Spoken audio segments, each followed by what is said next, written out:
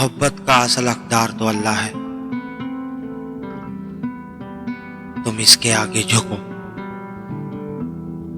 देखना वो तुम्हें कभी किसी और के आगे झुकने नहीं देगा।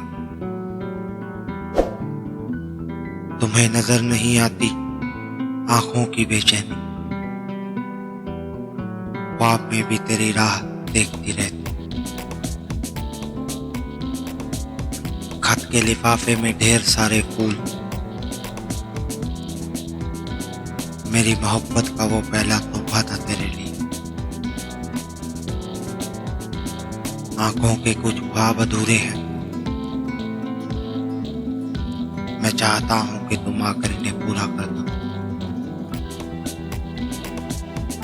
अल्फाज ही सब कुछ होते हैं, ये दिल जीत भी लेते हैं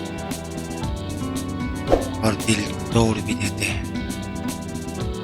ये गुस्सा भी बड़ा मुनाफिक है,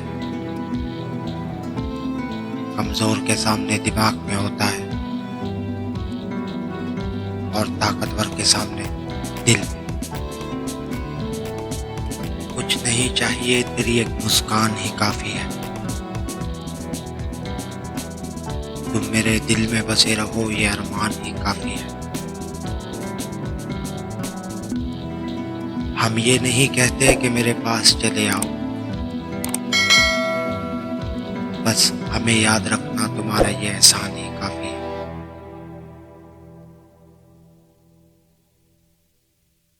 वो लोग कुछ इसलिए भी भटके हुए हैं,